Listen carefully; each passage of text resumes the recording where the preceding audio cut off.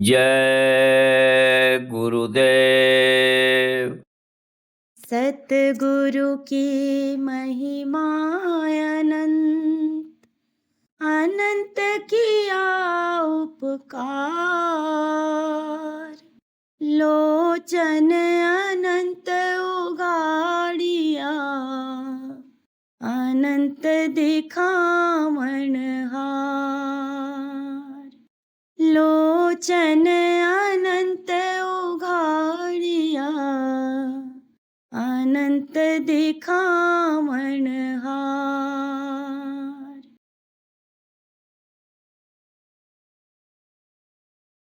भक्ति करते छूटे मेरे प्राण, गुरु जी यही मांगूं सदा। भक्ति करते छूटे मेरे प्राण, गुरु जी यही मांगूं सदा। रहे अंत समय तेरा ध्यान, गुरु जी यही मांगूं सदा। रहे अंत समय तेरा ध्यान, गुरु जी यही मांगूं सदा। तेरी भक्ति में खुद को मिटाती चलूं। तेरी भक्ति में खुद को मिटाती चलूं। तेरी महिमा निरंतर सुनाती चलूं। तेरी महिमा निरंतर सुनाती चलूं। तेरा गाऊं सदा गुणगान, गुरु जी यही मांगूं सदा। तेरा गाऊं सदा गुणगान, गुरु जी यही मांगूं सदा। तेरा मुखड़ा निरंतर निहारा करूं। तेरा मुखड़ा निरंतर निहारा करूं। तेरी मूरत को अंतर में धारा करूं। तेरी मूरत को अंतर में धारा करूं। देना आकर दर्शन दान, गुरु जी यही मांगूं सदा। देना आकर दर्शन दान, गुरु जी यही मांगूं सदा। मेरी आशा निराशा करना नहीं। मेरी आशा निराशा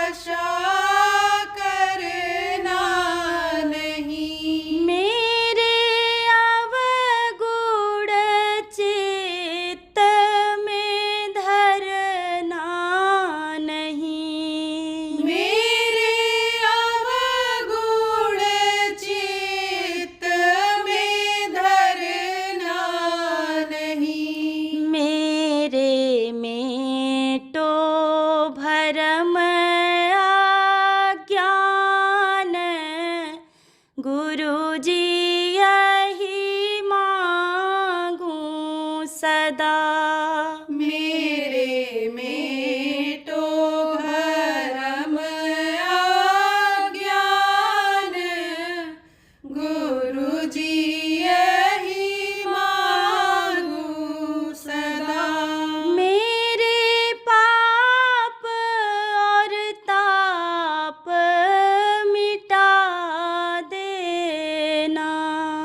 मेरे पाप और ताप मिटा देना। मुझे चरणों की दासी बना लेना। मुझे चरणों की दासी बना लेना।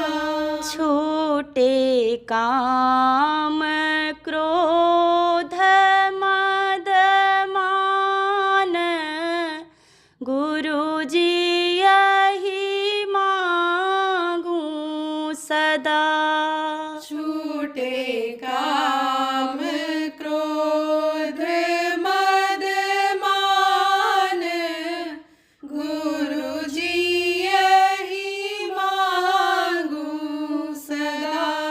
काल माया के झूला में झूलूं नहीं। काल माया के झूला में झूलूं नहीं। तेरे चरणों को निस दिन भूलूं नहीं। तेरे चरणों को निश दिन भूलूं नहीं। दाता देना यही वरदान, गुरुजी यही मांगूं सदा। दाता देना यही वरदान, गुरुजी यही मांगूं सदा। भक्ति करते छूटे मेरे प्राण, गुरुजी यही मांगूं सदा। भक्ति करते छूटे मेरे प्राण, गुरुजी यही मांगूं सदा। जय गुरुदेव। जय गुरुदेव।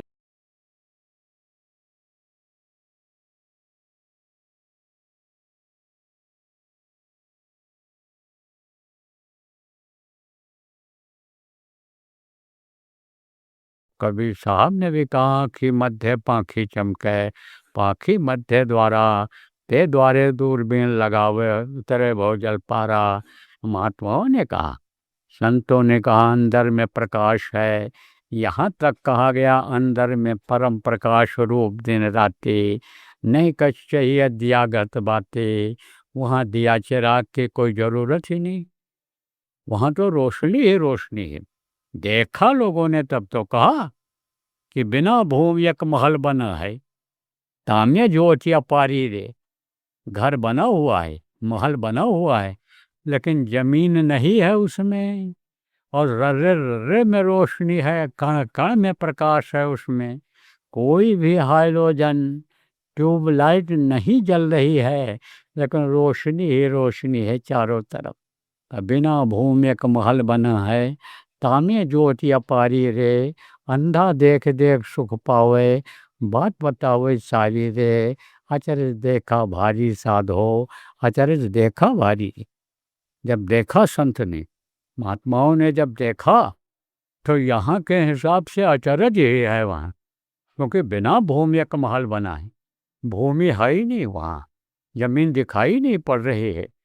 ये जमीन यानी समझो वहाँ आसमान जैसे दिखाई पड़ती है ऊपर की तरफ, और आसमान देखना जो हो तो नीचे दिखाई पड़ता है। जैसे आसमान ऊपर होता है, बादल नीचे होते हैं, और यहाँ से देखो तो बादल पहले दिखाई पड़ेगा, और बादल रहेगा तो आसमान नहीं दिखाई पड़ेगा। ऐसी तरह से वहाँ पर है, तो एक तरह से उसको अचरज माना गया है। अभी आपसे कहा जाए ये ज़मीन ऊपर है तो इसको आप अचरज मानोगे। तो कहा अचरज देखा भारी साधो, अचरज देखा भारी रे, गगन बीच अमृत का कुआं, धरे सदा सुखकारी रे। उन्होंने कहा कि गगन के बीच में एक अमृत का कुआं है, उल्टा कुआं, उसको कभी सामने को उल्टा कुआं गगन में, तो हमें जले चिराग उसमें रोशनी जल रही है, उल्टा कुआं है। उल्टा, और उल्टा का मतलब क्या है कि नीचे उसका मुंह है। तो आप ये समझो कि वो गगन बीच अमृत का कुआं, उसमें अमृत भरा हुआ है। यह पानी नहीं है, यह गंगा जल भी नहीं है, यह कोई भी दरिया का पानी, कोई भी नदी का पानी कोई का उसमें नहीं है, उसमें अमृत भरा हुआ है। और सो गगन बीच अमृत का कुआं, झरे सदा सुखकारी रे, बराबर वो अमृत बरसता रहता है, बरसता रहता है। लेकिन अब कहोगे अमृत बरसता है तो हमको मिलता क्यों नहीं, हम पीकर अमर हो जाएं। तो आपका मुंह नीचे है, नीचे की तरफ आप देख रहे हो, तो ऊपर से कोई चीज़ गिरेगी तो कहाँ गिरेगी ऊपर से गिरेगी तो जिसका मुंह ऊपर होगा उसमें गिरेगी, उसमें गिरेगी। आप पे समझो जब नीचे आपका मुंह रहेगा तो कैसे गिरेगा। तो आप तो इंद्रियों को अपने देख रहे हो, इंद्रियों के भोग में फंसे हुए हो, खाने पीने और मौज मस्ती में फंसे हुए हो, उधर तो आपका ध्यान ही नहीं, कोई ध्यान देते ही नहीं हो, तो कहाँ से अमृत पाओगे आप। अब ये अमृत का पान किया लोगों ने, अमृत लोगों ने पिया, किसने पिया, वाल्मीकि भय ब्रह्म समाना, वाल्मीकि उन्हीं जैसे हो गए, ब्रह्मलोक में जब गए तो उन्हीं जैसे हो गए। आपको बताया गया प्रेमियों, पुराने लोग याद करो, सत्संगों में आपको बताया गया कि जिस लोक में यह जीवात्मा रूह पहुंचती है उसकी ताकत उसमें आ जाती है, और वही रूप हो जाती है, उसी तरह की हो जाती है। तो वो उसी तरह के हो गए थे, लेकिन उल्टा नाम जपत जग जाना। बहुत से लोग कहते हैं मरा मरा मरा मरा मरा जपे थे, कोई कुछ कहता कोई कुछ कहता है। वो कौन सा नाम जपे थे, यही नाम जो सदगुरु देते हैं।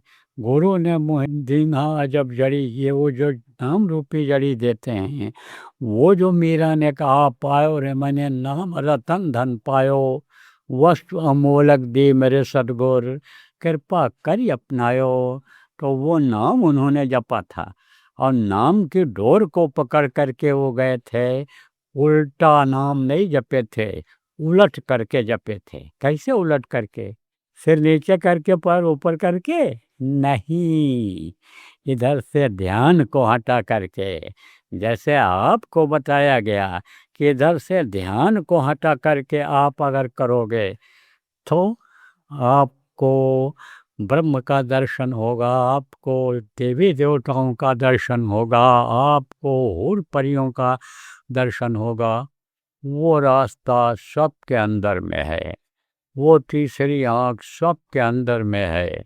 जितने भी हाथ पैर आँख कान वाले आप आदमी हो, किसी भी जाति मजहब के मानने वाले हो, किसी भी जाति के हो, धर्म के हो, कोई भी हिंदुस्तानी पाकिस्तानी, कोई भी आप अमेरिका लंदन ब्रिटेन चाइना के रहने वाले हो, सब के अंदर वो रास्ता है। वो जो तीसरी आँख है सबके अंदर में है। जैसे दो आँखें या बाहर हैं, सब के दो आँखें हैं, दो कान है, दो नाक है, सब के अंदर जैसा है। यानी कोई भी हो, किसी भी जाति का हो, कोई भी कर्म करने वाला हो, मजदूरी करता हो, आप समझो दुकान करता हो, खेती का काम करता हो, सबके अंदर वो है। तो ये चीज़ें सबके अंदर में है। तो अब आपको मैं बता रहा था कि भाई कोई भी कर सकता है। तो ये जो होली का आनंद है, ये जो अंदर में श्रीला रामलीला हो रही है, ये जो वहाँ लोग होली खेल रहे हैं और वहाँ की जो मस्ती है, उसको आप अगर पा जाओ, अगर आप ले लो एक बार, तो उसी रंग में रंग जाओगे। फिर और कोई दूसरा रंग नहीं चढ़ेगा। आज देखो, कुछ क्या ज़्यादातर लोग दुनियादार भांग पीते हैं, नशा करते हैं, लेकिन यह नशा ज़्यादा समय तक चलता है? नहीं चलता है। 4 घंटा, 3 घंटा, 2 घंटा, 10 घंटा, 12 घंटा इसकी लिमिट है। इतनी देर में उतर जाएगा। लेकिन नाम खुम्हारी नानका चढ़ी रहे दिन रात। नानक साहब ने कहा कि नाम के जो नशा है, नाम खुमारी जो है, वो हाथ से नहीं उतरती नहीं है। तो वो कौन सा नाम है? यही नाम जो गुरु महाराज ने हमको आपको दिया।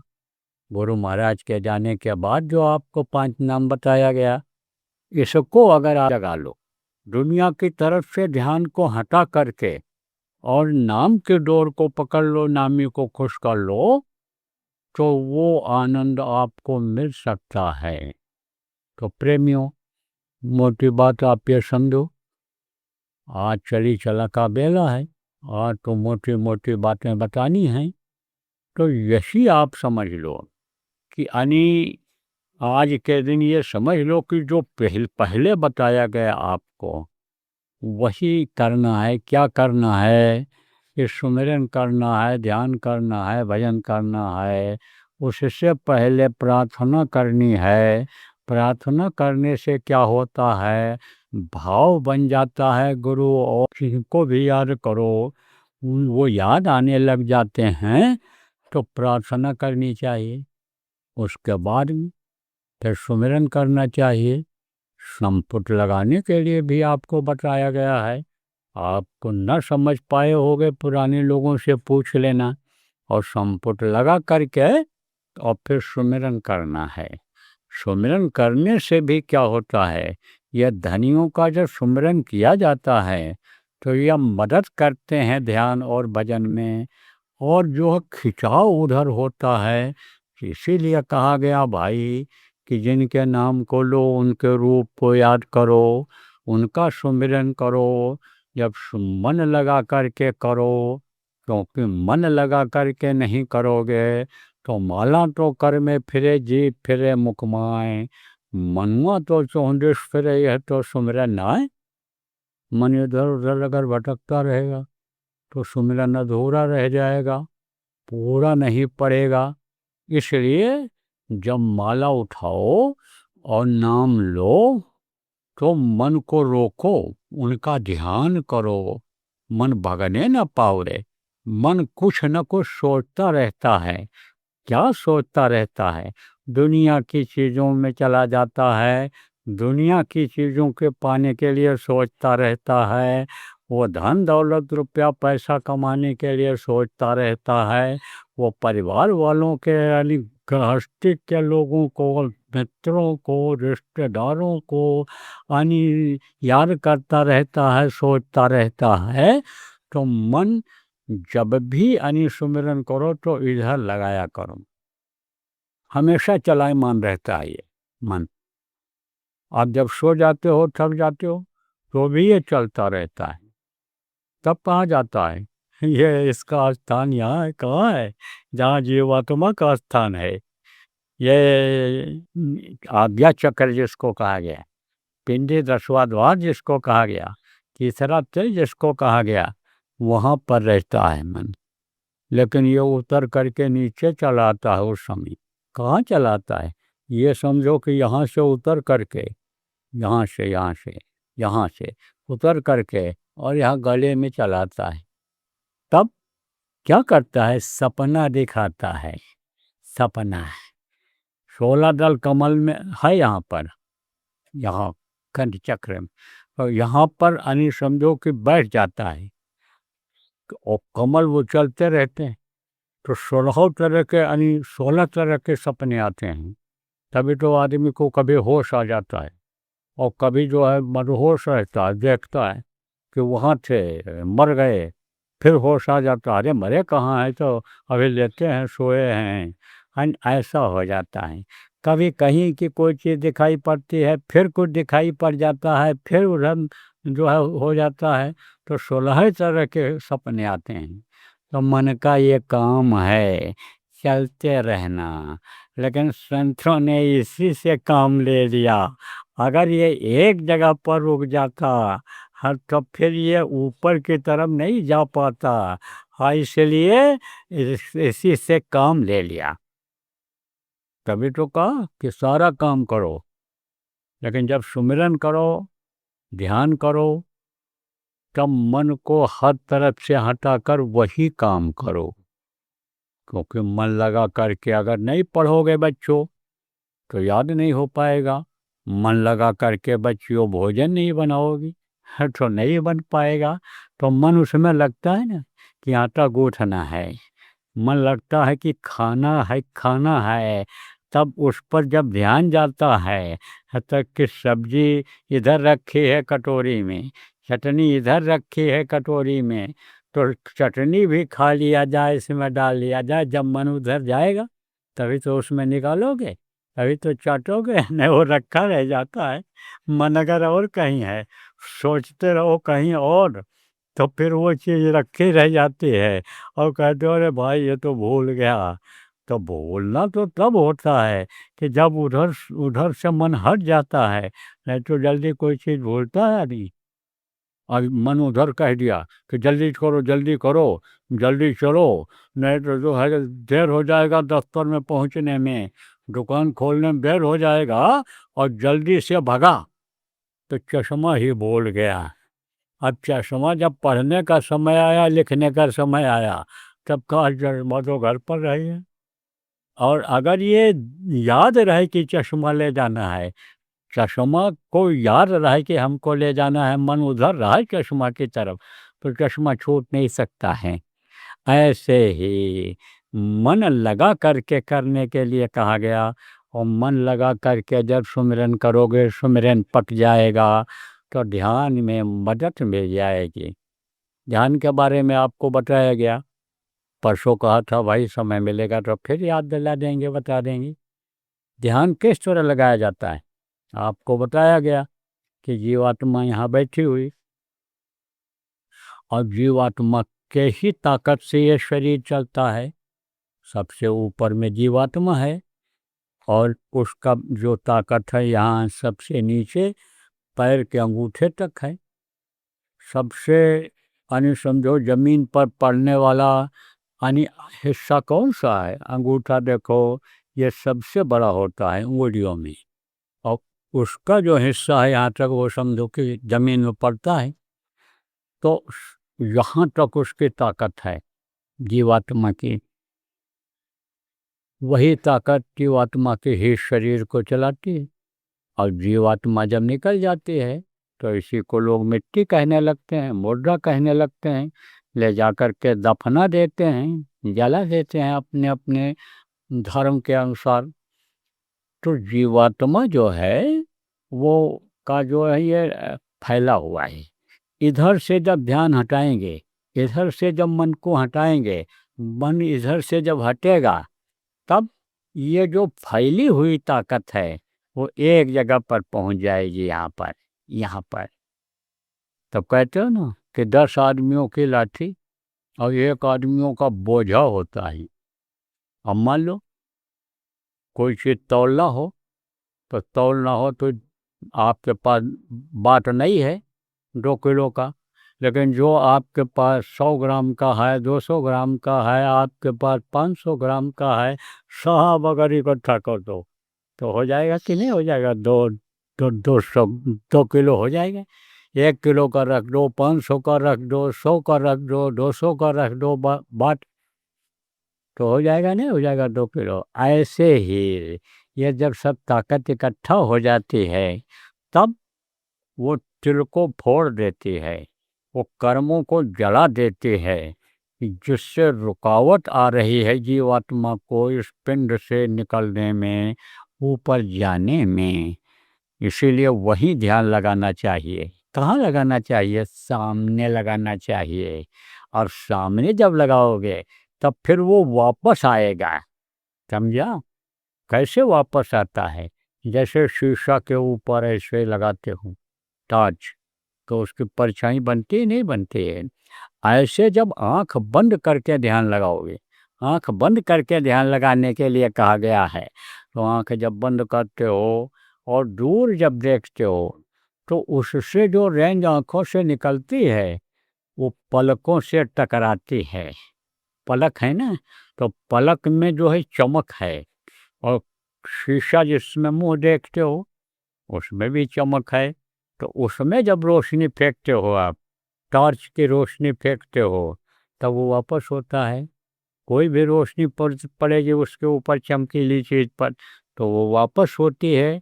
सूरज की रोशनी देखो पानी के ऊपर पड़ती है और फिर वो वापस हो जाती है, चमक ऐसे हो जाता है, दूसरी जगह पर छाया पड़ती है।